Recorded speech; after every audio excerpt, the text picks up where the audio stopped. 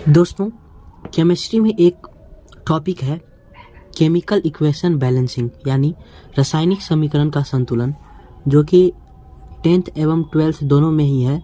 इस वीडियो को देखने के बाद आपको बेसिक टू एडवांस पूरा समझ में आ जाएगा केमिकल इक्वेशन बैलेंसिंग। ठीक है, देख सकते हैं आप, हमने इसमें बेसिक टू एडवांस पूरा केमिकल इक्वेशन जो भी है मैंने इसमें कवर किया है। ठीक है, तो इस वीडियो को देखने के बाद आपको कहीं भी केमिकल इक्वेशन बैलेंसिंग में यानी रासायनिक समीकरण के संतुलन में प्रॉब्लम नहीं आने वाली है।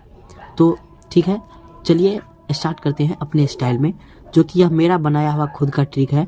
बस इसमें देखना है आपको सिंपली कि मेटल, नॉन मेटल, ऑक्सीजन और हाइड्रोजन। ठीक है, तो सबसे पहले हमें इसमें रासायनिक समीकरण संतुलन करने के लिए इसमें देखना पड़ेगा कि कौन सा मेटल है।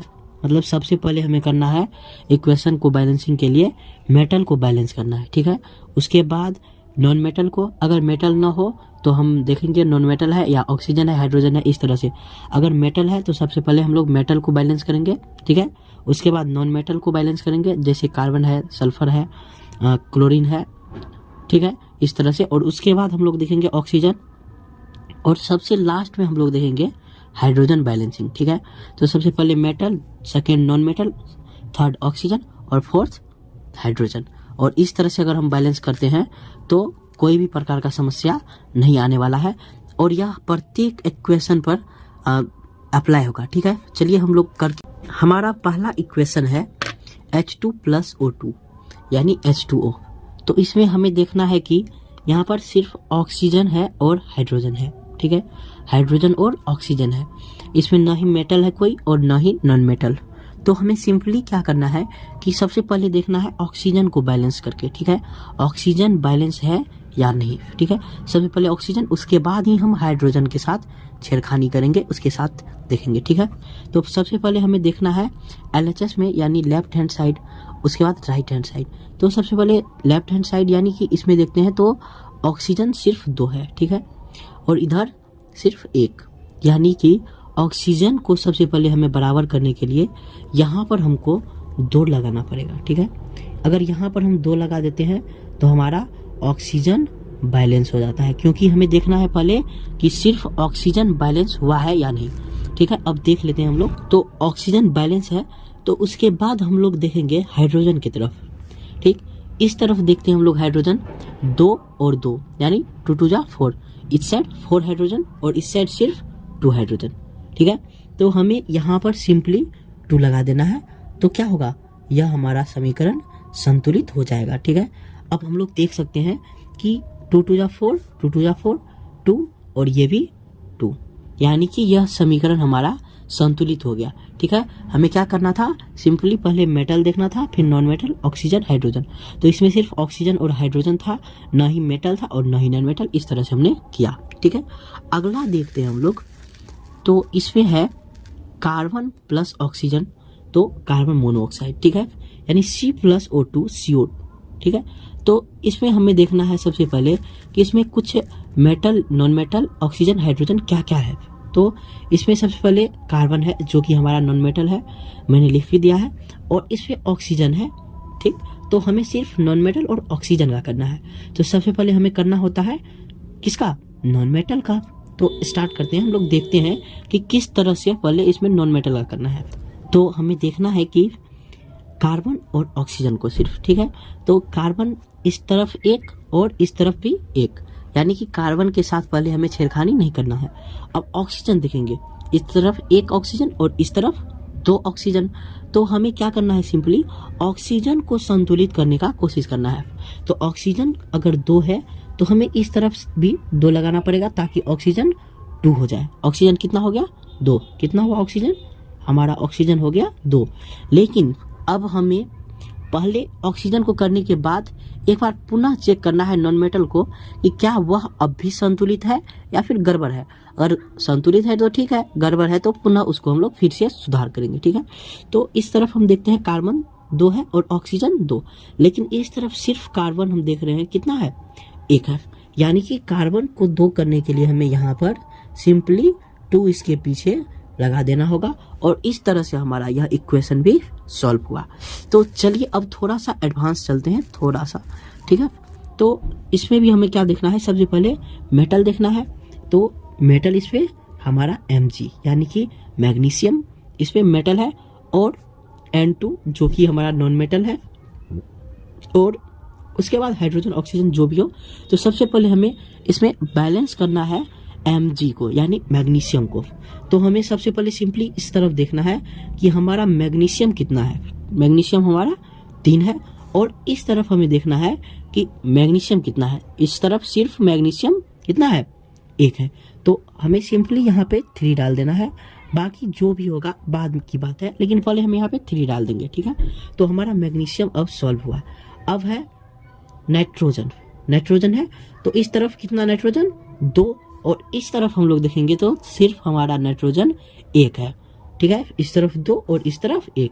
तो हमें सिंपली यहाँ पर 2 लगा देना है, बिना सोचे समझे 2 लगा देना है। और अब एक बार हम फिर से मैग्नीशियम को देखेंगे कि इसको बैलेंस करने के बाद मैग्नीशियम में कुछ प्रॉब्लम आया या नहीं। तो हमें मैग्नीशियम 3 कुछ भी प्रॉब्लम नहीं आया है, ठीक है। तो सिंपली अब हमें जब मेटल और नॉन मेटल हो गया तो कहाँ आना है, डायरेक्टली ऑक्सीजन पर, जो कि ऑक्सीजन हम लोगों को देखना है। आप सिंपली इस ट्रिक से करते जाएंगे, कोई भी समस्या नहीं होने वाला है। कितना बड़ा भी समीकरण हो, कुछ भी समस्या नहीं आने वाला है। तो इस तरफ हम लोग देख लेंगे सबसे पहले ऑक्सीजन कितना है। तो सिर्फ ऑक्सीजन इधर 1 है, लेकिन इस तरफ जब हम लोग देखते हैं ऑक्सीजन तो 3 2 जा कितना 6। तो 6 ऑक्सीजन करने के लिए हमें क्या करना पड़ेगा, सिंपली यहाँ पर हमें 6 डालना पड़ेगा, ताकि 6 × 1 यानी 6 ऑक्सीजन इस तरफ हो जाए, ठीक है। और ये अब हमारा हो गया ऑक्सीजन भी, ठीक है। तो इधर देख लेंगे कोई मेटल और नॉन मेटल में प्रॉब्लम नहीं आया है, सिर्फ हमें अब हाइड्रोजन को संतुलित करना है, ठीक है। तो 6 2 जा 12, और इधर देखते लेते हैं हम लोग ऑक्सीजन कितना है कि 6 और 6 यानी 6 और 6 कितना 12। 6 यहाँ पर ये हाइड्रोजन का 3 2 जा 6 और 3 2 जा 6। तो कुल मिलाकर यह भी हमारा बैलेंस है। मतलब हम सिंपली करते गए और पता भी नहीं चला और यह बैलेंस हो गया, ठीक है। अब सिंपल से हम लोग अगला इक्वेशन देख लेंगे, जो कि है CuO + NH3 Cu + N2 + H2O, ठीक है। तो इसमें भी हमें क्या करना है, सिंपली पहले मेटल को देखना है। मेटल क्या है हमारा, कॉपर इसमें मेटल है, और ये सोडियम यानी सोडियम नहीं नाइट्रोजन, नाइट्रोजन क्या है हमारा नॉन मेटल है। तो सबसे पहले हमें कॉपर को देखना है, Cu को। इस तरफ कितना 1 और इस तरफ भी 1, तो यह सिंपली क्या है, पहले से ही बैलेंस है। तो उसके बाद हमें देखना है N को, ठीक है।